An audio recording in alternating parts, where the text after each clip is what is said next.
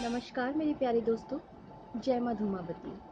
मेरे इस channel astrologer Deepali Tiwari channel में आप लोगों का फिर से एक बार बहुत बहुत स्वागत और बहुत बहुत अभिनंदन है। फ्रेंड्स, वैसे तो आप सभी जानते हैं अभी तक मैं जो वीडियोस बना रही थी अपने चैनल में वो बना रही थी हिंदू धर्म वर्सेस साइंस पर, लेकिन आज पहली बार मैं अपने आप ही जैसे कुछ फ्रेंड्स के रिक्वेस्ट और सजेशन पर पहली बार मैं आज कोरोना पर वीडियो बनाने जा रही हूँ। कोरोना पर इसलिए क्योंकि आप सभी जानते हैं कोरोना का माहौल इस टाइम चरम पर है। आज है 19 मई 2020 और ये वीडियो मैं 19 मई 2020 पर ही बना रही हूँ।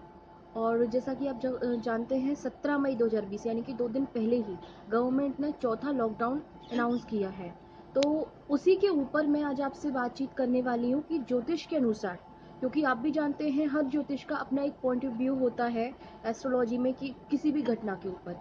तो आज मेरा एस्ट्रोलॉजी का कैलकुलेशन क्या बोलता है कोरोना के बारे में, ये क्यों आया, फर्स्ट थिंग ये क्यों आया, सेकंड थिंग ये कब तक रहेगा, थर्ड थिंग इसके वैक्सीन के बारे में और एक्सेट्रा, ये सारी चीज़ें आज हम डिस्कस करेंगे। तो शुरू करते हैं। देखिए, सबसे पहले अगर मैं बात करूँ, लोग बाग अलग अलग बातें करते हैं, लेकिन अगर मेरे कैलकुलेशन के अकॉर्डिंग मैं बताऊँ, कोरोना का आना जो शुरू हुआ, जैसे कि मैं यहाँ इसलिए देख रही हूँ, मैंने नोट्स बनाए हुए हैं क्योंकि डेट थोड़ा सा कंफर्म करने के लिए। अब जैसे कोरोना का, वैसे तो मैं आपको एक बात पहले क्लियर कर देना चाहती हूँ कि कोरोना कोई नई बीमारी नहीं है।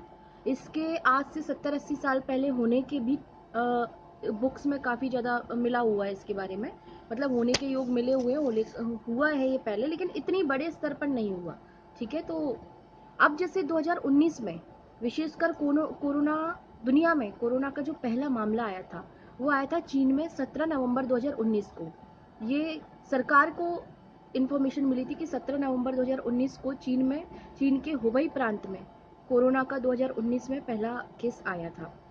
और अगर भारत की बात करें तो भारत में कोरोना का पहला मामला 30 जनवरी 2020 में आया था।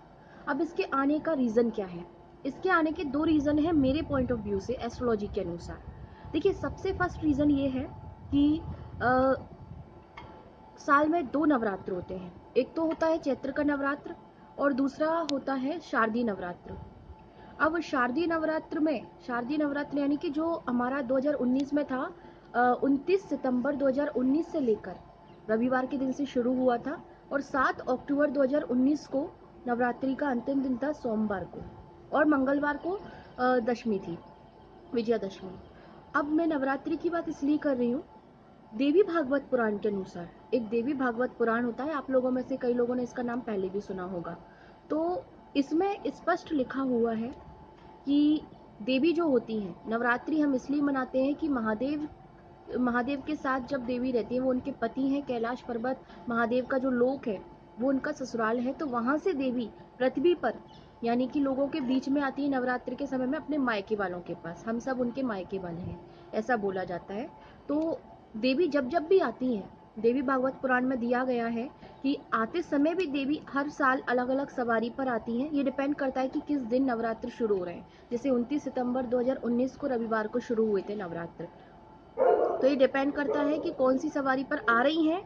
और देवी का जो प्रस्थान होता है, वापस जब जाती हैं देवी, तो नवमी को नहीं, दशमी को उनका प्रस्थान माना जाता है। तो जिस सवारी पर वो जाती हैं उसका भी बहुत इफेक्ट पड़ता है और इसी स्थिति को हम साल भर भोगते हैं। तो 29 सितंबर 2019 को जो रविवार था, उस दिन जब देवी का जो प्रस्थान हुआ, आगमन हुआ था, सॉरी, ये आगमन हुआ था हाथी पर। क्योंकि देवी भागवत पुराण में एक दोहा है, उस दोहे को मैं पढ़कर बता देती हूँ। शशि सूर्य गजरूड़ा शनि भौमे तुरंग में गुरु शुक्रेष्ट दौलायाम बुधे नौका प्रकीर्तिता। इसका मतलब है सोमवार और रविवार यानी शशि सूर्य यानी कि चंद्रवार सोमवार, सूर्य का रविवार, इन दोनों दिन जब देवी आती है नवरात्र पर तो गजारूढ़ा यानी कि हाथी पर सवारी करके आती हैं। तो अब हाथी पर सवारी का अर्थ क्या होता है? जब जब भी देवी का हाथी पर आगमन हुआ है उस साल कृषि बहुत अच्छी होती है। ये जो लिखा हुआ है कृषि वगैरह का, ये सभी लोगों ने ऑब्जर्वेशन के थ्रू लिखा है। सालों से, हजारों सालों से वो ऑब्जर्व करते हुए आ रहे हैं कि कौन सी सवारी किस पर आई तो उस साल क्या क्या घटित हुआ, फिर उनमें क्या कॉमन रहा हर वर्ष, इस तरीके से। तो हाथी पर जब भी देवी की सवारी आती है उस साल कृषि बहुत अच्छी होती है, कृषकों को लाभ होता है, विशेषकर खेतीहरों को। वर्षा बहुत अच्छी होने के योग बनते हैं, लेकिन जान माल का नुकसान होता ही है। जब जब भी ये देवी की नवरात्रि में हर सवारी आती पर आई है, जान माल का नुकसान उस साल और सालों की अपेक्षा ज़्यादा हुआ है और बड़े स्तर पर हुआ है। राजनीतिक उथल पुथल भी होती है जब देवी की हाथी पर सवारी आती है और युद्ध जैसे हालात बनते हैं। अब एक चीज मैं यहाँ पे क्लियर कर देना चाहती हूँ, 2018 में भी देवी की जो सवारी आई थी वो हाथी पर आई थी, लेकिन 2018 में ना तो कोरोना महामारी थी, ना बहुत ज्यादा बड़े स्तर पर युद्ध हुआ था। और बाकी अगर देखें कश्मीर में तो डेली के हालात युद्ध जैसे बनते रहते हैं, उसमें कुछ विशेष नहीं है। सर्जिकल स्ट्राइक जरूर हुआ था, आप जानते हैं।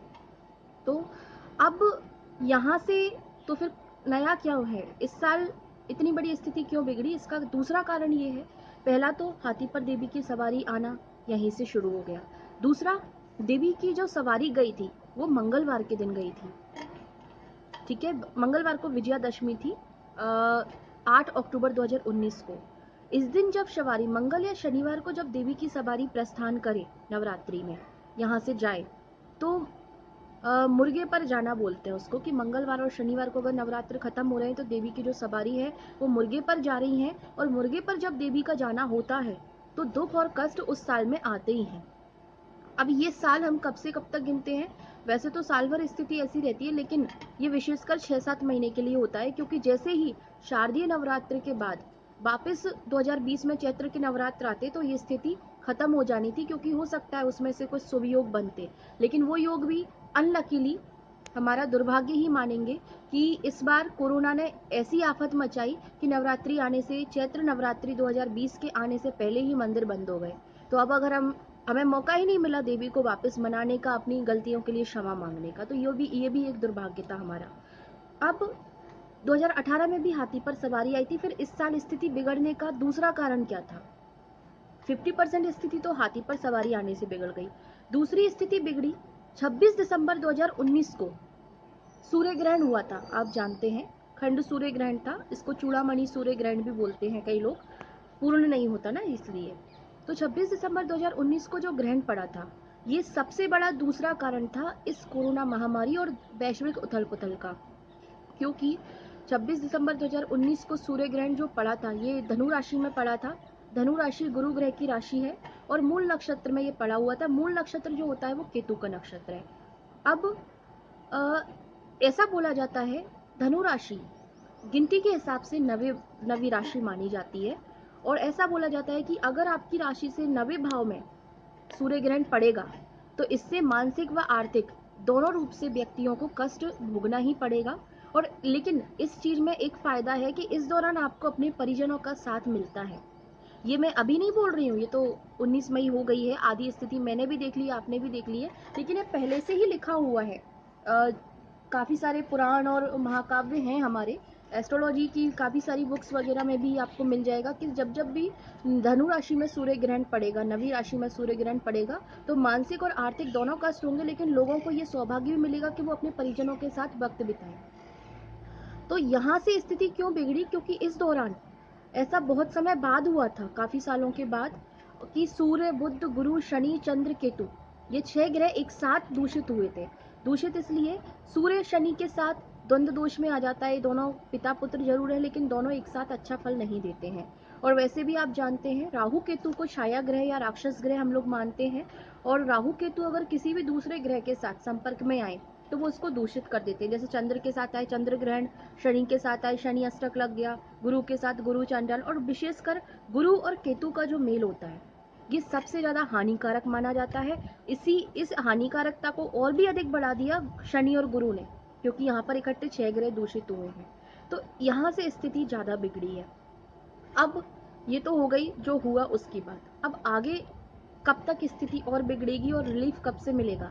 मेरे कैलकुलेशन के हिसाब से अगर मैं बताऊं तो आज 19 मई 2020 है, आने वाले जून के महीने में 21 जून 2020 को फिर से ग्रहण पड़ने वाला है, सूर्य ग्रहण।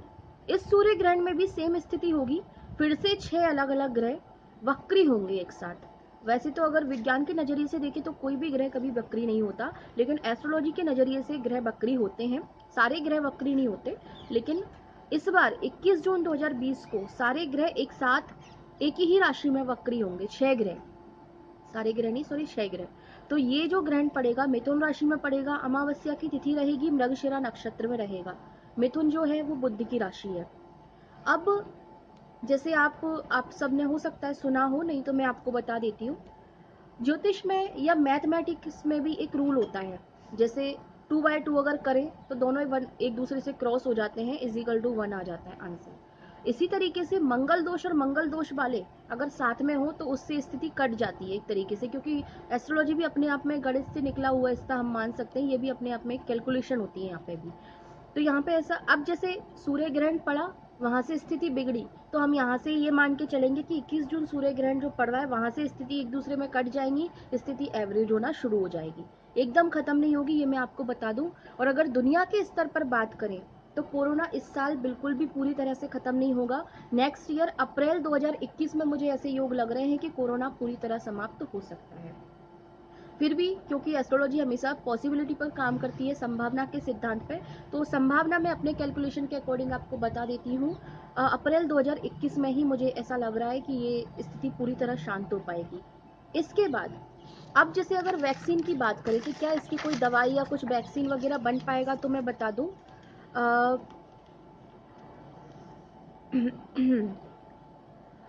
मेष राशि, मेष राशि का एक शब्द होता है आ, और भी शब्द होते हैं, लेकिन मेष राशि के आ शब्द से, वृषभ राशि के ई और उ शब्द से, और वृश्चिक राशि के न शब्द से जिस देश का नाम आता होगा, वैक्सीन अगर बनेगी तो इन्हीं 4 शब्दों के देशों से, 4 शब्दों से जिस देश का नाम शुरू हो रहा है उससे ही बनने के योग मुझे ज्यादा स्ट्रॉन्ग लग रहे हैं। एक बार फिर से सुन लीजिए, आ ई उ न, इन 4 शब्दों में से जिस भी शब्द से किसी देश का नाम शुरू होता होगा वही देश इस वैक्सीन को बनाने की संभावना या कैपेसिटी रखता है आज की डेट में, ऐसा मेरा एस्ट्रोलॉजी का कैलकुलेशन बोलता है। दूसरी बात अब आप लोगों को, और दूसरी बात एक और मैं बात क्लियर कर देना चाहती हूँ, मेरी कैलकुलेशन के अकॉर्डिंग मुझे ये बिल्कुल भी नहीं लगता कि इस साल में, यानी कि 2020 में या फिर 2021 में, पूरे दिसंबर 2021 तक वैक्सीन या कोई भी दवाई कोरोना की ऐसी बन पाएगी कि आज खाई और कल आराम मिल जाए। मुझे ऐसा नहीं लगता। वैक्सीन बन सकती है 2021 तक या नवंबर 2020 से वैक्सीन बनने के योग लग रहे हैं, और नेक्स्ट ईयर बन सकती है, लेकिन वो बनेगी ऐसी ही कि प्रिकॉशंस हमें साथ में रखने पड़ेंगे। उसको 100% श्योरिटी फिर भी नहीं रहेगी कि अगर आपने वो इंजेक्शन या वो दवाई या वो वैक्सीन ले लिया तो परमानेंट आप फ्री हो गए हैं कोरोना से। ऐसा नहीं लगता कि बहुत स्ट्रॉन्ग दवाई इस महामारी की मिल पाएगी लोगों को 2020 और 21 में। उसके बाद हो जाए तो मैंने उतना कैलकुलेशन अभी लगाया नहीं है 2 साल से ज़्यादा का। अब मैं आपको थोड़ा सा क्योर बता देती हूँ आपको क्या क्या करना है। 21 जून 2020 को जो ग्रहण पड़ने वाला है, ये एक तरीके से, क्योंकि आप जानते हैं आज दुनिया में जो भी कुछ हो रहा है, अगर एस्ट्रोलॉजी या धर्म के अनुसार देखें तो कहीं ना कहीं हमारे खुद के कर्म होते हैं। दिन पे दिन लड़कियों के साथ इतना ज़्यादा दुर्व्यवहार हो रहा है, छोटी छोटी नवजात बच्चियों को मारा जा रहा है, कोख से निकलते ही उनके भ्रूण हत्या हो रही है। कुल मिला के हम लोग वाकई में स्थिति इतनी गंभीर कर रखी है, कलयुग है, और आप देख रहे हैं कहीं ना कहीं स्थिति बहुत गंभीर है, उसी का परिणाम हम भोग रहे हैं। ठीक है, तो अपने को अपनी गलतियों का पता नहीं होता, इसलिए 21 जून 2020 को अगर आप लोगों को मुझ पर विश्वास हो तो मैं आपको एक क्योर बता देती हूँ, आप उसे जरूर फॉलो करिएगा। उसमें आपका बहुत, आपको उससे सपोर्ट मिलेगा, ग्रहों से भी और आपको कोरोना के माहौल से भी, धर्म के अनुसार भी और एस्ट्रोलॉजी के अनुसार भी। आपको क्या करना है, 21 जून 2020 को आप जानते हैं ग्रहण के 9 घंटे पहले, 12 घंटे पहले सूतक लग जाता है। चंद्र ग्रहण और सूर्य ग्रहण की दोनों की ही बात कर रही हूँ। तो जैसे ही सूतक का समय लगे, सूतक कब लगेगा मेरे फेसबुक पेज पर मैं आपको बता दूंगी, पंचांग डेली में वहाँ पर डालती ही हूँ। ज़्यादा कुछ हो तो आप मुझे कमेंट में पूछ लेना, बाकी तो इन्फॉर्मेशन न्यूज़ वाले भी दे देते हैं आपको, इतनी कोई बड़ी इशू नहीं है। तो सूतक लगने से पहले मान लीजिए मेरे घर में 5 लोग हैं, अब मेरे घर में 5 लोग हैं तो मैं 5 तरह का अनाज, यानी कि आप लोगों को ऐसा ही करना है, घर में जितने लोग हों, जितने मेंबर्स हों, उतने ही प्रकार का अनाज आपको किसी भी एक बाउल में थोड़ा थोड़ा ले लेना है। अगर आपकी कैपेसिटी है आप अपने वेट के अनुसार भी 5 तरह के अनाज ले सकते हैं। जैसे मान लीजिए किसी का वजन 50 किलो है तो वो 50 किलो अनाज दान करे, लेकिन हर किसी के लिए मैं जानती हूँ ये संभव नहीं है, ओनली 10% लोग ही ऐसा कर सकते हैं। तो इसलिए आप अपने वजन का दशांश भी ले सकते हैं, या फिर अगर दशांश की भी स्थिति नहीं है तो आप थोड़ा सा भी एक एक मुट्ठी भी ले सकते हैं, लेकिन उतने ही प्रकार के अनाज लेना जितने घर में मेंबर हैं, सभी के नाम से सारे अनाज रखकर, और अपने पितृदेव और अपने कुल देवता या देवी से ये प्रार्थना करना, क्योंकि हमारी जो सेफ्टी होती है धर्म के अनुसार और ज्योतिष के अनुसार हमारे कुल देवता और हमारे पितृ देवता ही करते हैं। अगर इन दोनों में से कोई भी कमजोर या रुष्ट है तो हमारा भला नहीं हो सकता, ऐसा माना जाता है। तो इन दोनों से आप प्रार्थना करिएगा। साथ में आपके गुरु, अगर आप गुरु दीक्षा ले चुके हैं या आप गुरु मानते हैं किसी भगवान को या इंसान को, तो गुरु मंत्र का आवाहन करके साथ में आप अपने इष्ट देवता का ध्यान, इष्ट उसको बोलते हैं जिसको हम सबसे ज़्यादा पूजते हैं। जैसे मेरे इष्ट हैं बाबा महाकाल, मैं उनको बहुत मानती हूँ ऐसा, और गुरु हैं विष्णु जी, इस तरीके से। तो अपने इष्ट और भगवान अपने गुरु जी का ध्यान करके पितृ देवता का और कुल देवी को आवाहन करके उनसे ये प्रार्थना करें कि हे देवी, इस ग्रहण के छठते ही आप हमारे ऊपर से कोरोना जैसी महामारी का संकट भी हटा दें और हमें इससे रिलीफ मिले, हमें इससे आराम मिले, हमारी इससे रक्षा करिए। इस तरह की प्रार्थना करके ये जो अनाज है ग्रहण समाप्त होने के बाद घर की शुद्धि करके आप ये अनाज किसी भी जरूरतमंद को ही दान दीजिएगा। मैं नहीं बोलूँगी आप मंदिर में दीजिए, मंदिर तो आजकल खुल भी नहीं रहे हैं, और किसी ज़रूरतमंद को देंगे तो वो तुरंत उसका यूज़ भी कर लेगा, तो आपको भी फ़ायदा उसको भी फ़ायदा। तो ऐसा आप करिए। तो दोस्तों ये था कोरोना को लेकर। हाँ, एक चीज़ और मैं बता दूँ, मुझे जहाँ तक पॉसिबिलिटी लग रही है, देखिए किसी भी चीज़ को लेकर डरिएगा या नेगेटिव थिंकिंग मत रखिएगा। ठीक है, जो होता है अच्छे के लिए होता है, भगवान ने गीता में बोला है जो हुआ वो भी अच्छा था और जो होगा वो सब भी अच्छा होगा। तो यही एक थिंकिंग अपने माइंड में रखिए, बिल्कुल भी नेगेटिव नहीं होना है। और हाँ, मैं जानती हूँ इस समय काफ़ी ज़्यादा परेशानी आ रही है, लेकिन अब लॉकडाउन कई जगह हटने भी लगा है, तो उतना ज़्यादा परेशान आपको नहीं होना, नेगेटिव बिल्कुल भी नहीं होना है। अगर आपको ऐसा लग रहा है कि बहुत ज़्यादा नेगेटिविटी आप पर हावी हो रही है, आप मेडिटेशन कीजिए और भगवान का ध्यान करिए।